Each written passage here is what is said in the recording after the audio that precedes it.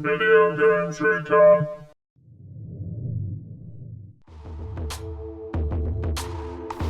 Hello and welcome. My name is Nate from Video Games Recon, and in this series of videos I will be discussing all of the weapons from Call of Duty Ghosts, giving my opinion on the weapon in question and its characteristics. Keep in mind this video will probably be released before any patches, so the guns may change somewhat by the time you watch this video.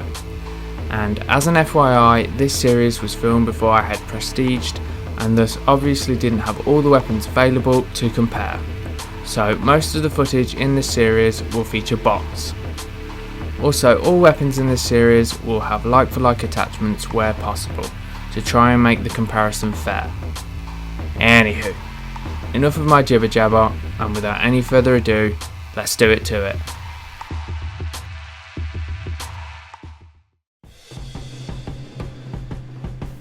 The Bizon is a solid submachine gun with a good rate of fire, accuracy, range and damage. This is a very well rounded and balanced SMG, and aside from a fair bit of recoil, is a pleasure to use and kinda reminds me of a PP90 M1 from Modern Warfare 3, which is a good thing.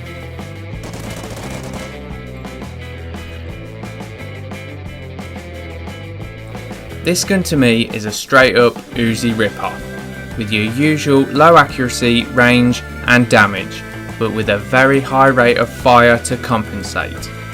In fact, this weapon has the highest fire rate in this category, and also comes with custom tungsten rounds for advanced armor piercing capabilities, which to be honest I don't really see the point in, as who equips a weapon specifically for taking out enemy equipment, juggernauts or people in ballistic vests? I don't know about you, but I set up my guns for kills, which this gun isn't great at unless you like to rush enemies, as I find the lack of range on this weapon a major handicap.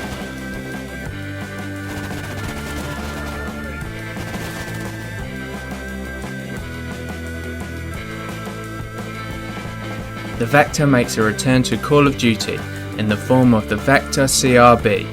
However, this gun has very little in common with its previous incarnation in Black Ops 2, which comes in with good accuracy and range, as well as the highest damage stat in the SMG class, on top of the ability of having greater wall penetration.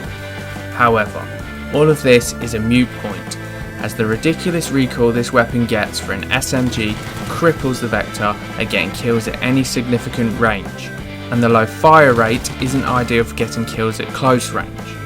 So all that other stuff is kind of irrelevant, as this gun isn't good at much at all, as aside from having high damage, there aren't any more positives I can think of when it comes to the Vector-CRB.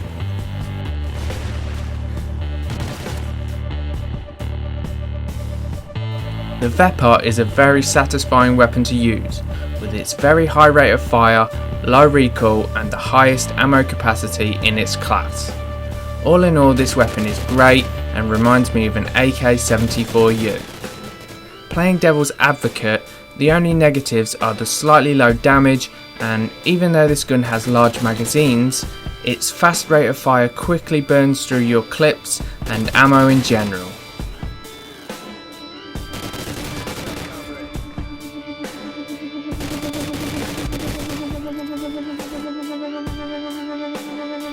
The K7 is a weapon in the same boat as the Honey Badger, due to them both having integrated silencer attachments, which, as I discussed in my assault rifles review video, gives and takes in equal measure, giving the ability to be silent and stay off the radar, as well as a free attachment slot, and takes in terms of damage and drop off at range. Aside from these things, this weapon also has a decent clip size and the second highest fire rate in the SMG class.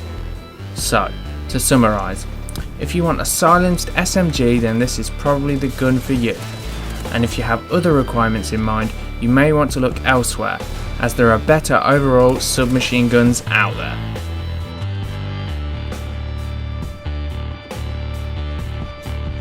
This is a beastly little SMG, and unlike the Fad, is a compromise between a submachine gun and an assault rifle that actually works, which is designed to be a compromise from the other end of the spectrum, as this weapon is the best of both worlds, giving a great fire rate, mobility and low to medium recoil, whilst also having good damage, range and clip size. This weapon arguably could have placed in either category and is an absolute pleasure to use.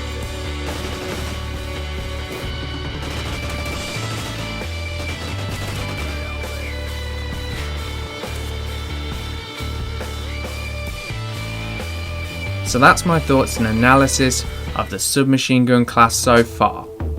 All in all, the SMG category is fairly well balanced, and even though the assault rifles are quite dominant in this game at the moment, the SMGs are still very useful in all the small to medium sized maps, so are well worth a place in your loadout.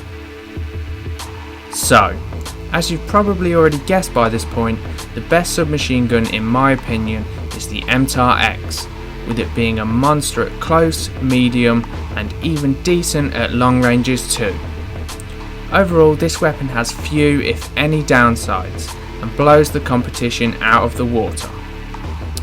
And for the worst, I'm going to have to go with the Vector, as the unmanageable recoil and slow fire rate really drags this SMG down to a point where there is no return, unless there is a significant weapon buff in a patch at a later date. So, that was my opinion on the weapons in Call of Duty Ghosts. Feel free to leave your thoughts on the guns featured in this video in the comments section below. And if you enjoyed this video, please support us by liking, sharing and subscribing for more BS of a similar nature. Thank you and goodbye.